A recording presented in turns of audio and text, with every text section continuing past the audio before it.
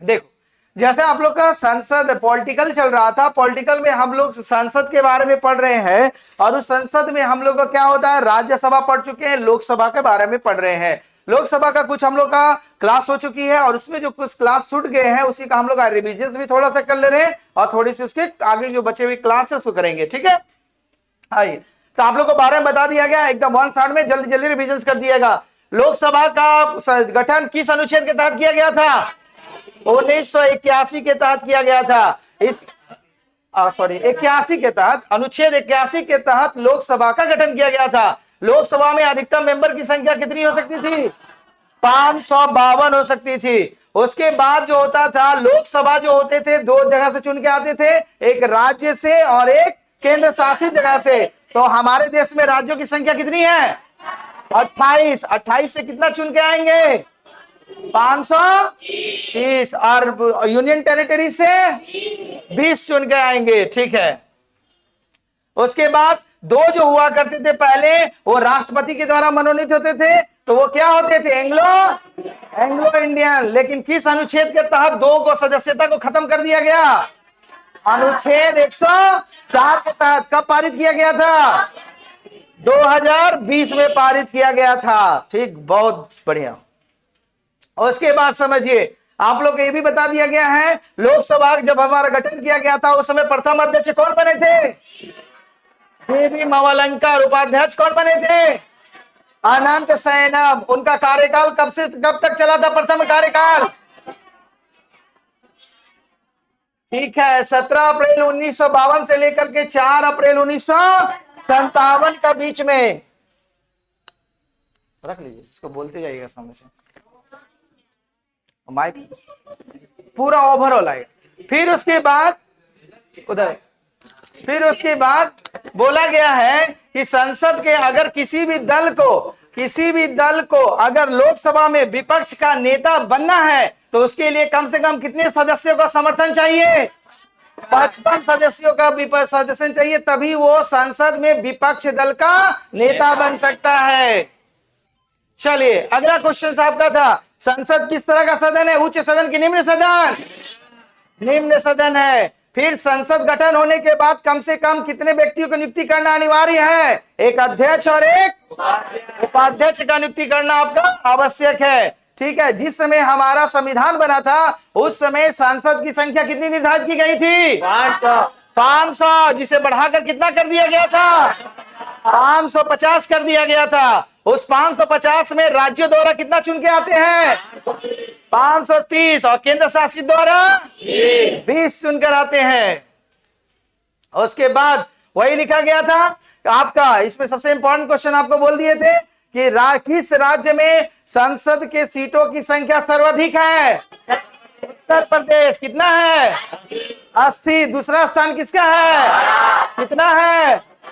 48। और अगर सबसे कम बोला जाए तो किन किन राज्यों में है? सिक्किम, नागालैंड और मिजोरम। आइए, उसके बाद केंद्र शासित प्रदेश बताया गया था, तो हमारे देश में केंद्र शासित प्रदेशों की संख्या कितनी है?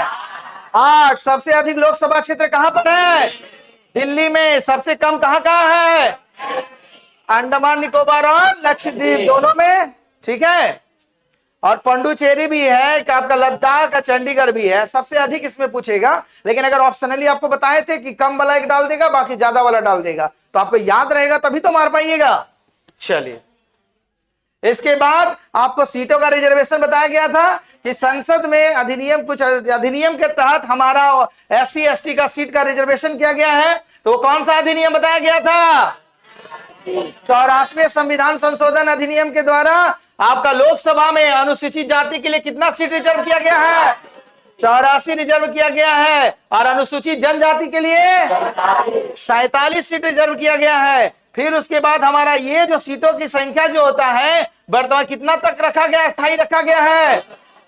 2026 तक। फिर उसके बाद हमारा जो बोला गया है कि वोटिंग करने का अधिकार बताया गया था, तो वोटिंग करने का अधिकार 18 वर्ष की आयु जो होता है किस संविधान संशोधन के द्वारा किया गया था? 61वें संविधान संशोधन। कौन सा इसी में लागू किया गया था? 1989 में हमारा 61वें संविधान संशोधन के द्वारा वो आयु जो वोटिंग करने की आयु सीमा 18 वर्ष कर दी गई थी। ठीक है, उसके बाद आप लोग को बताया गया था ना हमारे संविधान में कितनी तरह का मतदान का सिस्टम है? दो। कौन कौन? गुप्त मत और खुला मत। लेकिन हमारा लोकसभा चुनाव में गुप्त मत होता है कि खुला मत? गुप्त मत होता है। खुला मत किसमें होता है? राज्यसभा में।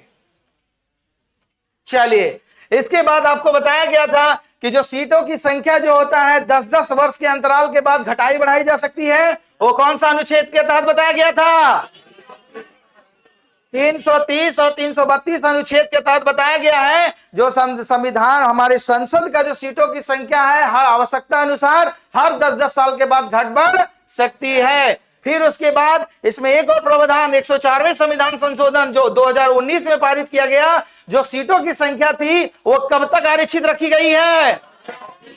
2030 तक सीटों की संख्या भी घटेगी बढ़ेगी नहीं। यहां तक कोई दिक्कत नहीं। अब आइए, इससे तो बोले तो कभी भूलना ही नहीं है। जनसंख्या की दृष्टि से सबसे बड़ा लोकसभा क्षेत्र कौन सा है? बाहरी दिल्ली। सबसे छोटा लक्षद्वीप। और आपका क्षेत्रफल की दृष्टि से सबसे बड़ा लोकसभा क्षेत्र लद्दाख। और सबसे छोटा लोकसभा क्षेत्र चांदनी चौक दिल्ली। ठीक है, इसके बाद ये आपका वेरी वेरी इंपॉर्टेंट था, ये नेताजी को नहीं भूलिएगा। ठीक है, आइए, अगर एक मान लीजिए कि अगर कोई व्यक्ति संसद का चुनाव लड़ता है तो उसके लिए मुख्य योग्यताएं क्या क्या होना चाहिए? पहला क्या है? वो भारत का नागरिक हो। दूसरा क्या है? उसकी आयु कितना होना चाहिए? 25 वर्ष या उससे अधिक। तीसरा उसका क्या होना चाहिए?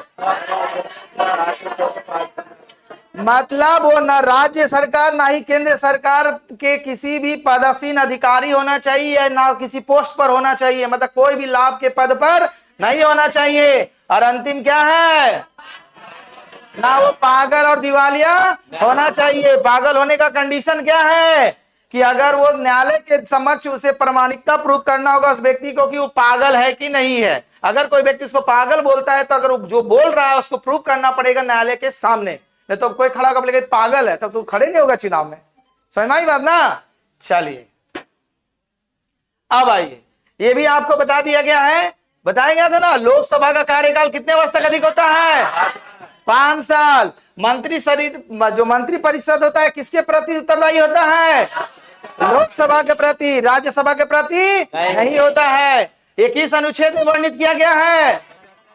75।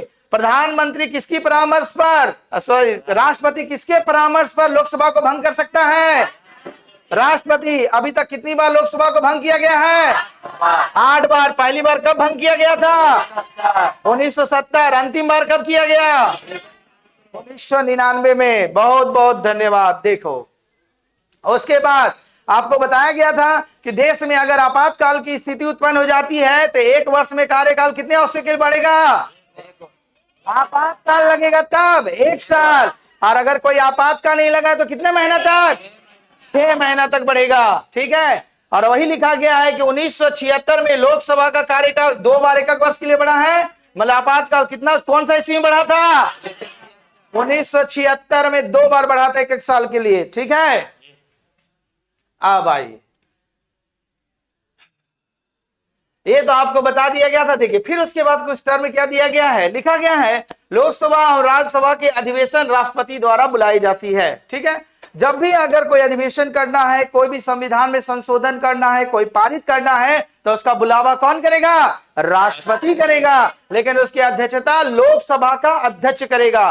किसी भी अधिवेशन को बुलाएगा जो संयुक्त अधिवेशन, आगे बात करेंगे, तो जब भी वो बुलाया जाता है तो वो राष्ट्रपति के द्वारा के बुलाया जाता है, लेकिन उसकी अध्यक्षता जो करेंगे लोकसभा के अध्यक्ष करेंगे। ठीक है, तो वही बोला गया है कि लोकसभा और राज्यसभा के अधिवेशन राष्ट्रपति के द्वारा बुलाए और स्थगित किए जाते हैं। और लोकसभा की दोनों बैठकों में 6 महीने से अधिक का अंतराल नहीं होना चाहिए। मतलब जो ये अधिवेशन होगा वो हर 6-6 महीना के अंदर में होना चाहिए। सही माई बात? गैप 6 महीना से ज्यादा नहीं होना चाहिए। अब देखो ये कौन सा अनुच्छेद में प्रावधान किया गया है?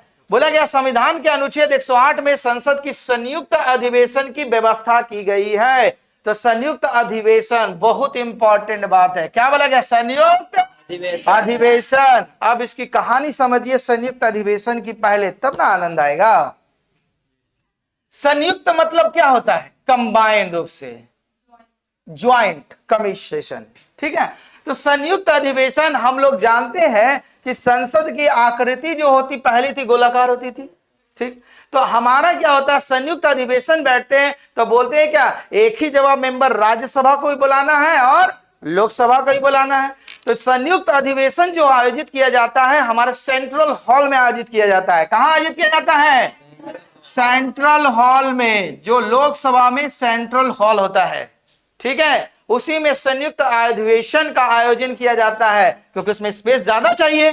तो देखो, तो इसमें दो साइड मेंबर बैठेगा, एक साइड बैठेगा लोकसभा के लोग, लोकसभा का सदस्य, और एक साइड बैठेगा कौन? राज्यसभा के लोग, ठीक है। अब बीच में सेंट्रल हॉल रहते हैं। तो अभी हम लोग का वर्तमान में लोकसभा की सीटों की संख्या कितनी है? 545 था, लेकिन 2 हटा दिया तो अब 543। तो अभी 545 अगर मान के चलेंगे तो राज्यसभा में सीटों की संख्या कितनी है अभी? 245, ठीक है। तो ये संयुक्त अधिवेशन जो बुलाएंगे वो कौन बुलाएंगे? राष्ट्रपति बुलाएंगे। लेकिन ये दोनों मेंबर को अध्यक्षता, माने उनका अध्यक्ष होना चाहिए बात सुनने के लिए, वो अध्यक्षता कौन करेंगे? लोकसभा के अध्यक्ष करेंगे, ठीक है। अब सब संयुक्त अधिवेशन बुलाया गया। तो संयुक्त अधिवेशन बोलेंगे सर होता क्या है? तो ये संयुक्त अधिवेशन को तक बनाया गया, बुलाया जाएगा। लोकसभा के बुला लिया गया मेंबर, राज्यसभा के बुला लिया, उसके अध्यक्ष बुलाएंगे, कौन आएंगे? लोकसभा के अध्यक्ष आ जाएंगे। अब जब इसको बुलाया जाएगा तो इसका संविधान में हमारा कोई आर्टिकल बनाया गया अनुच्छेद, वो अनुच्छेद कौन सा है? 108। 108 नंबर से परिचित है ना? मंगलम कोचिंग सेंटर का वही नंबर है 95 34 109। देखो 108 लिखा हुआ लास्ट में, लिखा हुआ है ना। तो संयुक्त अधिवेशन देखो हम बुलाते हैं, 108 नंबर पर डायल करते हैं कि हाँ बच्चा लोग इस समय आना है, पढ़ने के लिए आता है। हाँ, तो एम्बुलेंस का भी नंबर है।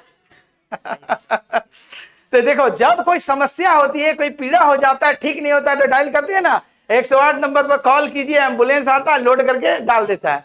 तो उसी तरह याद रखिएगा, याद रखने का ट्रिक्स है, जब संयुक्त अधिवेशन बुलाया जाएगा तो संविधान के किस अनुच्छेद के द्वारा? 108 के द्वारा बुलाया जाएगा। तो इसका बुलावा कौन करता है? राष्ट्रपति। लेकिन इसकी अध्यक्षता कौन करेगा? अध्यक्ष बुला लिया। अब क्वेश्चन आई, जब बुला लिया गया, संयुक्त अधिवेशन को बुला लिया गया, तो संयुक्त अधिवेशन जो होता है बुलाने का कुछ कारण होता है। काहे कारण? जैसे मान लो कहीं विवाद हुआ कुछ, तो संयुक्त अधिवेशन 3 स्थितियां में बुलाई जाती है। कितनी स्थितियां में? 3। वो 3 स्थितियां क्या है? सपोज दैट लोकसभा से कोई बिल पास किया गया संशोधन के लिए, राज्यसभा में भेजे, उसको इनकार कर दिया, नहीं हुआ। राज्यसभा में, लोकसभा तो पहले भेज दिए, अब ये लोकसभा में पास करके भेजा दिए, सपोज को राज्यसभा में चला गया, राज्यसभा में लगे नहीं मानेंगे, ठीक है, पहला कंडीशन हुआ। दूसरा तरफ से लोकसभा में बिल जो गया होगा, शायद उसमें क्या होगा? मतभेद हो गया पार्टी में कि नहीं ऐसा मतभेद, हम इस चीज को मान सकते हैं, हम नहीं, दोनों सहमति नहीं हुआ। तीसरा कंडीशन है कि कोई बिल अगर पास किया गया और लोकसभा से राज्यसभा में गया, उसका कार्यकाल 6 महीना से पढ़ले है। काहे जी 6 महीने से पढ़ा हुआ है? पूछेगा, 6 महीना तक का टाइम अवधि देता है, 6 महीना से पढ़ा हुआ, काहे पढ़ा हुआ है? तो बोलता है कि पढ़ा हुआ, तो ठीक है, चलो अब इसका समाधान निकाला जाए, जो समस्या है इसके समाधान निकाले जाए। तो यही 3 समस्या के लिए समाधान किया जाता है। तो राष्ट्रपति के पास पत्र लिखा जाता है कि इसका संयुक्त अधिवेशन बुलाया जाए। तो राष्ट्रपति दोनों संसद को संबोधित करता है कि ठीक है, लोकसभा और राज्यसभा के मेंबर्स आइए और इसका जो समस्या है उसका समाधान कीजिए। अब इसका पीछे बहुत बड़ा राज है। क्यों संयुक्त अधिवेशन बुलाने का? क्योंकि कोई भी चीज जानते हैं कि कोई भी चीज का निर्णय हमारा वोटिंग के द्वारा होता है, ठीक। तो अगर संयुक्त अधिवेशन बुलाया गया तो कोई भी बिल अगर पास की गई तो सपोज दैट उसको वोट चाहिए, कितना वोटिंग चाहिए। तो संयुक्त अधिवेशन में जितना सदस्यों की संख्या होती है, अगर उसकी आधी आ जाए तो वो बिल को पास माना जाएगा। तो देखो कैसे माना जाता है। लोकसभा में सदस्यों की संख्या अभी बताएं कितना हो सकता है? 45, और राज्यसभा में कितना है? 245। दोनों को जोड़ो कितना हो जाएगा?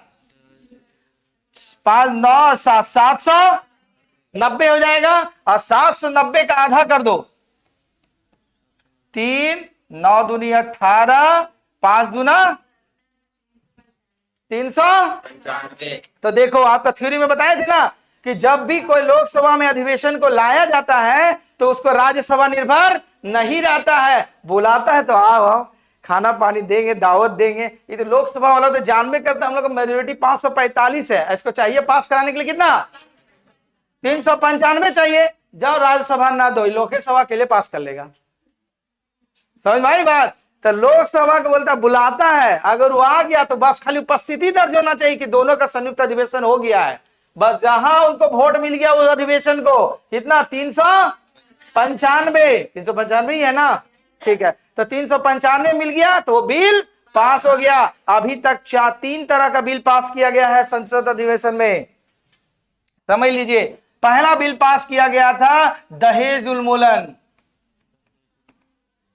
जो 1961 में पास किया गया था। दहेज उन्मूलन मतलब हमारे देश की समस्या थी, तो अब इसका संयुक्त अधिवेशन बोला हम मानेगा दहेज नहीं लेंगे। कौन नहीं लेता आज के टाइम में दहेज, के नहीं लेगा, भले पास हो गया है। बताओ तो लड़का बन जाएगा IAS IPS, बाबूजी पहले धरे ले है, इतना खर्चा मेरा बेटा का पढ़ाई में लगा है, इतना पैसा मिलेगा तब न देंगे। भले पास कर दिया गया 1961 में दहेज उन्मूलन, ठीक है, संयुक्त अधिवेशन में पहला पास किया गया बिल है। दूसरा बिल हमारा पास किया गया था बैंकिंग सुधार। सुरेंद्र कहता नहीं लेंगे, लगाओ बाबूजी का फोन एक रात। बैंकिंग सुधार जो 1978 में पारित किया गया था। कब पारित किया गया था? अब पहला कब किया गया था? 1961 में। तीसरा आतंकवाद जिसको बोला जाता है पोटा एक कानून पास किया गया था 2002 में, ठीक है। पोटा कानून लाया गया था, मतलब जम्मू कश्मीर में जब बहुत ही आतंक लोग तबाही मचाया गया था तो उस समय ये बिल पास किया कि क्योंकि वहां तो आदमी लोग को पहले चिंता नहीं था, सैनिक लोग को भी मार देता था वहां का आदमी लोग, तो ऐसा कि संदेह के आधार पर उसको हटा लिया जाए, तो वो पारित किया गया था 2002 में। और एक महिला प्रतिनिधि आरक्षण का बिल पास किया गया था 2008 में, तो इसको मंजूरी नहीं मिला था। तो मुख्य रूप से 3 बिल अभी तक संयुक्त अधिवेशन के द्वारा पारित हुए हैं। पहला दहेज उन्मूलन जो कब पारित हुआ था? 61 में। अगला बैंकिंग सुधार कब पारित किया गया था? 78 में। और आतंकवाद 2002 में। ये 3 बिल जो था संयुक्त अधिवेशन के द्वारा पास किया गया। तो संयुक्त अधिवेशन समझ में आई बात, इसलिए बुलाया जाता है कि जब तक बिल पास नहीं होगा दोनों से तो मान्यता नहीं मिलेगी। तो इसीलिए क्या होता है, संयुक्त अधिवेशन आपको बुलाया गया। और संयुक्त अधिवेशन के लिए राज्यसभा और लोकसभा के सीटों की संख्या का आधी संख्या अगर मेजोरिटी मिल गई तो वो बिल पास हो जाएगा। इसीलिए आपको पढ़ाया गया था कि कोई भी बिल को अगर लोकसभा से राज्यसभा में भेजा जाता है तो राज्यसभा उसको मना भी नहीं कर सकता है और अस्वीकार भी नहीं कर सकता है। अस्वीकार करेगा तो आओ बैठो। हाँ तो उससे भी नहीं हुआ था ना। हाँ तो कहने का सेंस ये था, तो अभी तो बुलाया तब समझ में आया ना, उसको खाली फॉर्मेलिटी, आ जाओ चाय पानी नाश्ता कराएंगे जाओ। वो तो जानता है कि हमको खाली मेजोरिटी लेना है, मतलब जानते हैं गवर्नमेंट का वो लिखा है ना, हम तो बुलाए थे। अब बोलेंगे नहीं मत, वहां वोटिंग काउंटिंग हो जाएगा मेंबर्स का, जितने भी मेंबर्स रहेंगे उसके आधे मेंबर्स आ जाएंगे तो वो बिल पास हो जाएगा। समझ में आई बात। तो संयुक्त अधिवेशन क्या होता है, समझ में आ गई बात, कोई दिक्कत नहीं। तो वही चीज एकदम कहानी में लिखा हुआ है। तो संयुक्त अधिवेशन राष्ट्रपति किस अनुच्छेद के तहत बुलाया जाता है? 108 एम्बुलेंस का नंबर है 108, मंगलम का भी लास्ट है 108, याद रखिएगा, संयुक्त अधिवेशन दिमाग में दौड़ जाएगा। हाँ 395, हाँ आर्टिकल देखो, ये सब वोटिंग होना चाहिए, वोटिंग की संख्या मतलब इतना मेजोरिटी, जितना ये वोटिंग मतलब कहने का मतलब लोकसभा और राज्यसभा की सीटों की संख्या का आधा कर दीजिए, अगर उतना मेजोरिटी मिल गया वो अधिवेशन वो बिल पास हो जाएगा। ठीक, अब आइए इसकी कहानी समझ में आ गई पूरा। संयुक्त अधिवेशन कहां आयोजित किया जाता है? सेंट्रल हॉल में। कभी कभी पूछा जाता है ऐसे लगन में कि अभी तक सेंट्रल हॉल को संबोधित करने वाले 4 ही व्यक्ति हैं जो अमेरिका का बने हैं। अंतिम व्यक्ति बराक ओबामा 2010 से बने थे। पहला डी कुछ थे ऐसे, फिर स्टालिन थे, फिर कोई 2 व्यक्ति और थे, नाम भूल रहे हैं इसका, एक बिल क्लिंटन भी थे। अंतिम व्यक्ति थे वो बराक ओबामा जो 2010 में संबोधित किए। कोई भी अगर विदेश से राष्ट्रपति आते हैं तो संबोधन कहां करते हैं? राज्यसभा लोकसभा को जो संबोधित करेंगे वो सेंट्रल हॉल में भी वो करते हैं। जो लोकसभा जो संसद भवन का सेंट्रल हॉल है वहीं पर संबोधित करते हैं, अन्यथा प्रधानमंत्री से मिलेंगे और चल जाएंगे।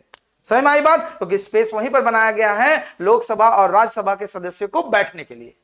समझ में आएगी बात। अब देखिए तो वही चीज आपकी सारी बातें वही लिखा गया है कि संविधान के अनुच्छेद 108 में संसद के संयुक्त अधिवेशन की व्यवस्था की गई है। संयुक्त अधिवेशन राष्ट्रपति के द्वारा निम्न 3 स्थितियों में बुलाया जा सकता है।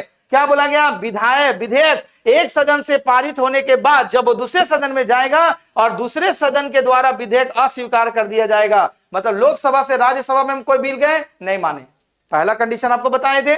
दूसरा कंडीशन में बोले विधेयक पर किए जाने वाला संशोधन के बारे में दोनों सदनों का अंतरिम रूप से असहमत है। दोनों सदन मानने के लिए तैयार नहीं है। बोला ये बिल होगा, नहीं मानेंगे। लोकसभा बोला कि नहीं मानेंगे, तो बोला का मैटर है। और दूसरी अंतिम कंडीशन नहीं भूलिएगा, कोई भी बिल 6 महीना से ज्यादा नहीं होना चाहिए। तो इसीलिए ये बिल को जब पास कराना रहेगा तो संयुक्त अधिवेशन को बुलाया जाएगा। और किसकी मदद लेगा? कौन सा अनुच्छेद का? अनुच्छेद 108 का मदद लेगा, क्योंकि हमारा सिस्टम है, उससे बढ़ के कोई नहीं है, आना ही पड़ेगा भाई, कोई भी काम नहीं है। राष्ट्रपति संबोधित की है। ठीक, अब देखो हम लोग का जो थे संविधान निर्माता बहुत चालू थे। अब देखो कोई भी बिल पास करवाना है तो अगर उसको तो संयुक्त अधिवेशन का मदद ले लेगा, तब तो जो चाहेगा वही बिल पारित हो जाएगा। तो वो बिल से बचने के लिए कुछ में बाउंडेशन लगाया गया है कि कुछ अधिवेशन में आपका संयुक्त अधिवेशन, कुछ बिल के लिए संयुक्त अधिवेशन नहीं बुलाया जा सकता है। वो बिल है आपका धन विधेयक बिल। धन विधेयक बिल मतलब धन की जो व्यवस्था की गई है उसमें संयुक्त अधिवेशन नहीं बुलाया जा सकता है। तो क्या होगा? संयुक्त अधिवेशन बुलाएगा, लोकसभा तो ही है, पारित हो जाएगा, हमारा सिस्टम बिगड़ जाएगा।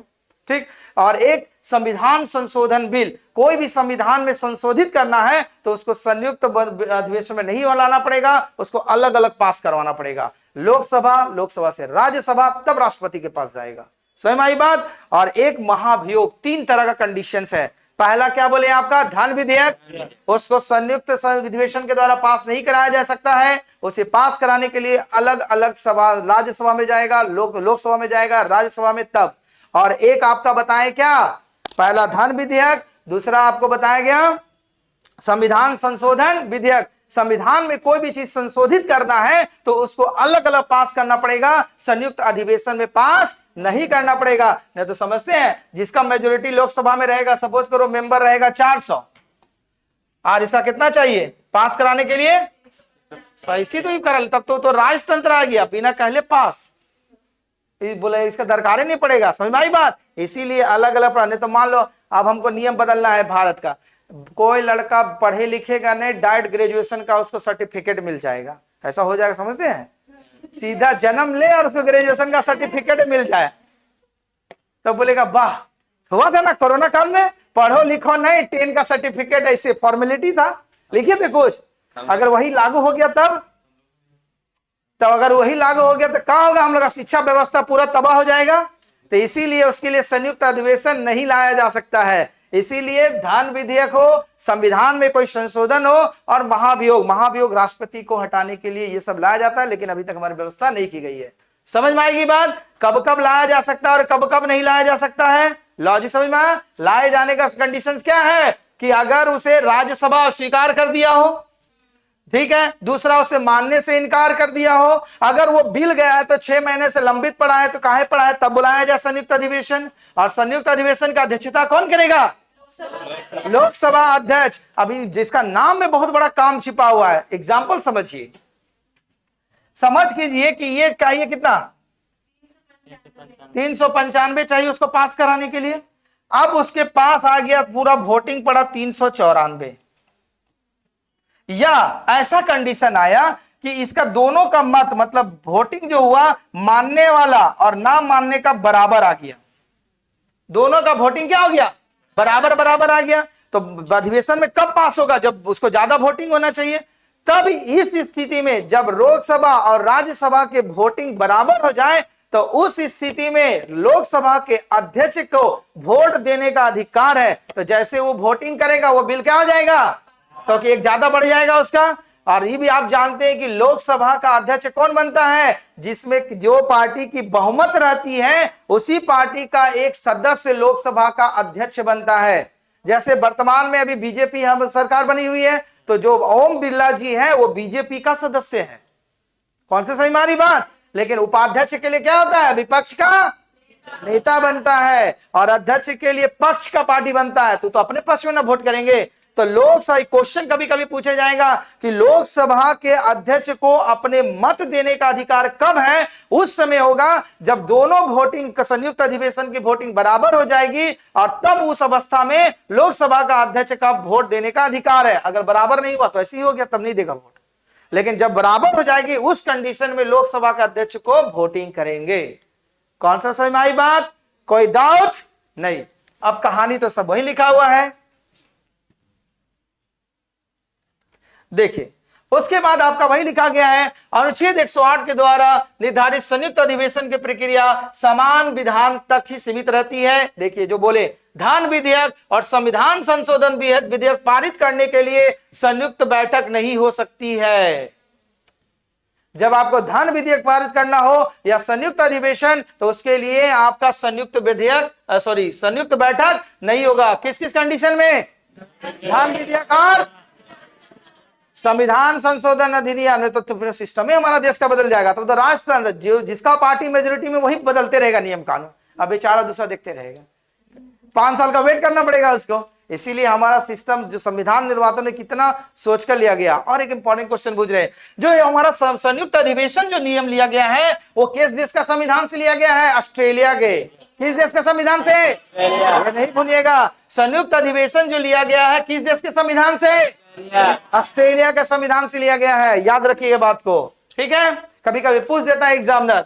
आगे क्या लिखा गया है? संविधान संशोधन विधेयक दोनों सदनों में अलग अलग पारित होना चाहिए और संविधान संशोधन अनुच्छेद 368(2) के द्वारा शासित होती है। तो देखिए संविधान संशोधन क्या होता है आपका? अलग अलग पारित होना चाहिए, संयुक्त अधिवेशन के द्वारा नहीं। और किस अनुच्छेद के तहत? 368(2) के तहत अलग अलग पारित होगा। कौन कौन विधेयक? धन विधेयक, संविधान संशोधन विधेयक, क्योंकि ये संयुक्त रूप से पारित नहीं हो सकती है। और संयुक्त अधिवेशन किस संविधान से लिया गया है? किस देश का? ऑस्ट्रेलिया के संविधान से लिया गया है, याद रखिएगा। उसके बाद आगे लिखा गया वही लाइन है कि राष्ट्रपति राज्यसभा के सभापति और लोकसभा के अध्यक्ष से परामर्श करने के पश्चात दोनों सदनों की संयुक्त बैठक को संबोधित करते हैं। परामर्श संचार करने की प्रक्रिया नियमावली जो अनुच्छेद कितना में बताया गया परामर्श करेगा? बोलो। अनुच्छेद 318(3) के तहत। अब देखो, हाँ 3 लिखा हुआ है। इसके बाद जो कहानी लिखा गया है देखो, वही चीज जो बताएं। संयुक्त अधिवेशन की अध्यक्षता कौन करते हैं? अध्यक्ष। बहुत इंपॉर्टेंट क्वेश्चन है आपका, ठीक। उसके बाद लिखा गया, तो इसमें भी कुछ कंडीशन होता है। मान लो लोकसभा बीमार पड़ गई, तब कहा तो बैठक नहीं होगा? होगा। तो लोकसभा विधान हुई तो कौन आएंगे उसके जगह पर? उपाध्यक्ष। उपाध्यक्ष बीमार पड़ गया, कौन आएगा? राज्यसभा के उपसभापति। उपसभापति बीमार पड़ गया, मर जाएगा। तो बैठेंगे ऐसे व्यक्ति जो पीठासीन हो। अब देखो, जब राज्यसभा का जो सदस्य बनता है वो 6 मेंबर का पैनल बनता है। कितने मेंबर का? 6। अब 6 तो बीमार नहीं पड़ेगा, तो 6 में से जो एक उपस्थित रहेगा उसकी उपस्थिति में फिर काम होगा। समझ आई बात? ही नहीं कि पूरा बीमार सीरीज चल रहा है सब। तो अध्यक्ष नहीं रहे तो कौन आएंगे? उपाध्यक्ष नहीं आएंगे तब सब। राज्यसभा के सभापति नहीं रहे तब पीठासीन अधिकारी आएंगे। वही लिखा गया है कहानी में। संयुक्त अधिवेशन बैठक की अध्यक्षता अनुपस्थित होने पर सदन के उपाध्यक्ष रहेंगे। यदि वो भी अनुपस्थित है तो राज्यसभा के उपाध्यक्ष रहेंगे। और वो भी अनुपस्थित हो ऐसे अन्य व्यक्ति जो पीठासीन हो और जो उस बैठक में उपस्थित सदस्यों द्वारा अवरुद्ध किया जाता है। और संयुक्त बैठक में कोई विधेयक निश्चित किया जाना है, इस विधेयक को दोनों सदनों की उपस्थिति, दोनों सदन होना चाहिए उपस्थिति, और मत देने वाले सदस्यों के बहुमत पर पारित होती है। तो आपको संयुक्त अधिवेशन का सारा सिस्टम समझा दिए कैसे होता है। जितना भी राज्यसभा लोकसभा का मेंबर होगा उसका डिवाइड किया जाएगा। डिवाइड करने पर वोट बराबर होगा तो अंतिम वोटिंग कौन करेगा? और कौन का? किसका अध्यक्ष? लोकसभा का अध्यक्ष वोटिंग करेगा लास्ट में। वही लिखा गया आपका किस अनुच्छेद के तहत? ठीक है, नहीं वो नहीं बोल रहे हैं।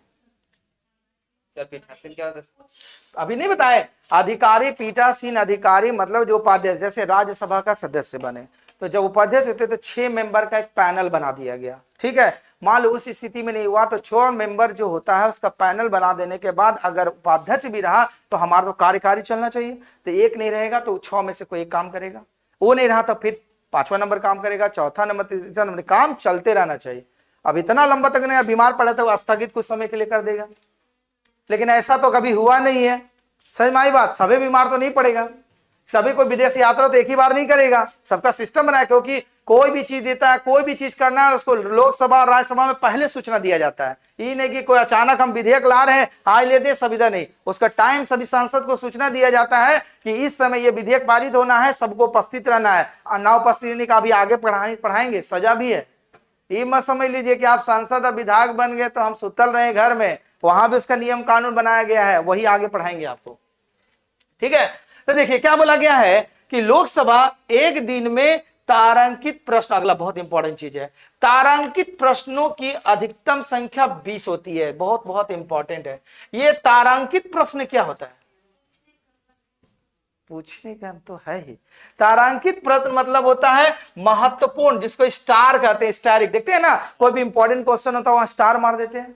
तो इसी तरह तारांकित और अतारांकित प्रश्न होता है, मतलब जितने भी तारांकित प्रश्न होते हैं उसका जवाब मौखिक रूप से देता है। सपोज दैट हम मंत्री हैं किसी चीज का, शिक्षा मंत्री, आप लोग संसद का सदस्य है, तो आप हमसे क्वेश्चन आए हैं, पूछ रहे हैं, तो जिसका जवाब हम मौखिक रूप से दे देंगे उसी को तारांकित उत्तर कहेंगे। समझ में आया? मौखिक रूप से। और अतारांकित किसको कहेंगे कि आप क्वेश्चन पूछे, हम नहीं उपस्थित, तो हम लिखित रूप से आपको देंगे।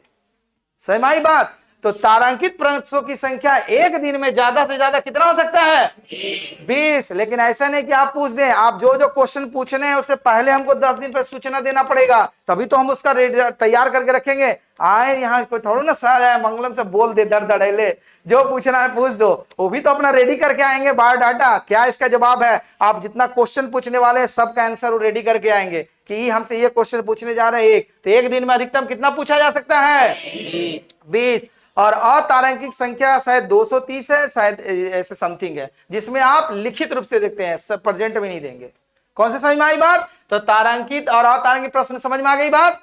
ठीक है, अब अगले देखिए, धन विधेयक के संबंध में लोकसभा का निर्णय अंतिम निर्णय। देख लो, बोल दिया गया है धन विधेयक के संबंध में अगर उस विधेयक को पास करना है तो लोकसभा द्वारा अंतिम पारित किया जाएगा, उसमें राज्यसभा माने चाहे नहीं माने, परामर्श कोई मैटर नहीं है। इस संबंध में संयुक्त अधिवेशन की व्यवस्था नहीं की गई है, जो पहले बोल दिया गया आपको, क्योंकि संयुक्त अधिवेशन धन विधेयक पर और किस पर? संविधान संशोधन और अगर बोला तो महाभियोग, ये तीन के ऊपर कभी भी संयुक्त अधिवेशन नहीं बुलाई जा सकती है। ठीक, इसके बाद सबसे इंपॉर्टेंट एक और है, अविश्वास प्रस्ताव। देखिए अविश्वास प्रस्ताव क्या होता है?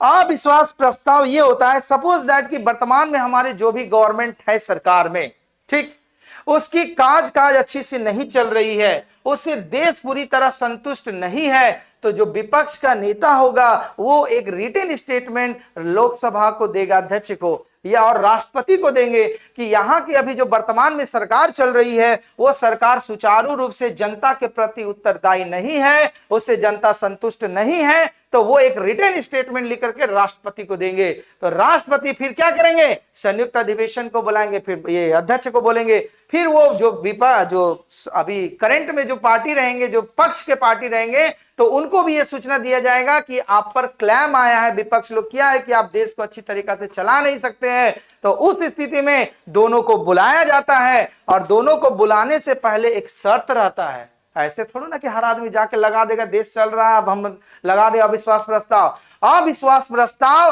पारित करने के लिए कम से कम 50 सदस्य का समर्थन होना जरूरी है, तभी वो पत्र जाएगा राष्ट्रपति के पास। अगर 50 सदस्य से कम है तब वो स्वीकार नहीं किया जाएगा।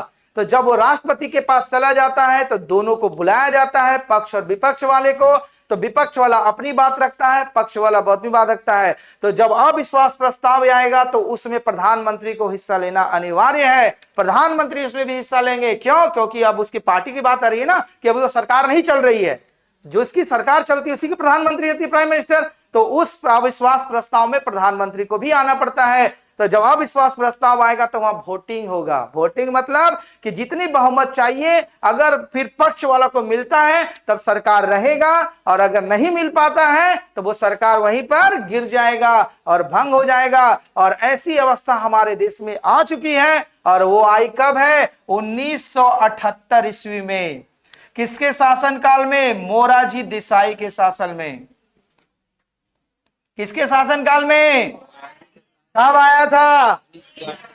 1978 में, जिसमें हमारा अविश्वास बहुमत साबित नहीं कर पाए और सरकार गिर गया। उससे आरोप भी आया है, इंदिरा गांधी के समय में आए, हमारे माननीय अटल बिहारी वाजपेयी जी का भी समय में आए 2 बार। इसलिए 9 दिन 11 दिन, शायद 9 दिन था, कितने? 13 दिन, 13 महीना और 13 साल। एक दिन 13 दिन के लिए बने थे, एक दिन 13 महीना के लिए बने थे, फिर उसके बाद उनका कार्यकाल चला था 5 वर्ष का। सही में आई बात? तो इसलिए मायावती ने उनका अगेंस्ट में वोटिंग कर दिया था, गिर गए थे। ठीक है, और उसमें आलू प्याज का दाम बहुत बढ़ा हुआ था। समझ गए? तो अविश्वास प्रस्ताव समझ में आ रही ना क्या हुआ? अविश्वास प्रस्ताव वो प्रस्ताव है जिससे अगर पक्ष के प्रति अगर कोई नेता संतुष्ट नहीं है, विपक्ष, तो वो अपना लिखित पत्र लिखेंगे राष्ट्रपति के पास। लेकिन वो पत्र लिखने से पहले उनके पास कितने सदस्यों की होना चाहिए? कम से कम 50 होना चाहिए समर्थन, तभी वो जाएगा पत्र, नहीं तो नहीं बढ़ेगा।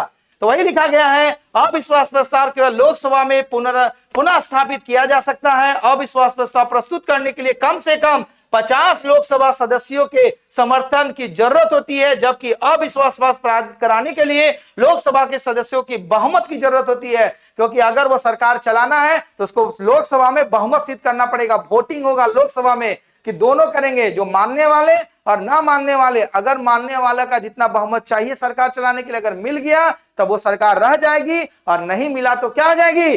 भंग हो जाएगी और पुनः लोकसभा का चुनाव होगा।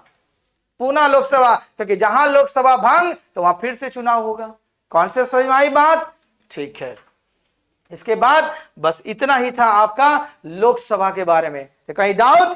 तो इसमें आज का सबसे इंपॉर्टेंट चीज है आपका अविश्वास प्रस्ताव और संयुक्त अधिवेशन। जो चीज बोले तो वो चीज तो कुछ कुछ इसमें नहीं लिखे हैं, दिमाग में तो रहेगा ना? नहीं रहेगा तो हमारा वीडियो यूट्यूब पर चला जाइएगा, देखिएगा। इसके बाद अगला जो टॉपिक बहुत इंपॉर्टेंट चलेगा, हमारा जो राज्यसभा का सदस्य है लोकसभा का सदस्य बना तो वो किन किन स्थितियों में उसकी सदस्यता भंग की जा सकती है, उसके अनुसार भी हमारे संविधान में बताया गया है। तो उसकी अगली कक्षा अगले क्लास में होगी। तब तक की धन्यवाद। जय हिंद, जय भारत।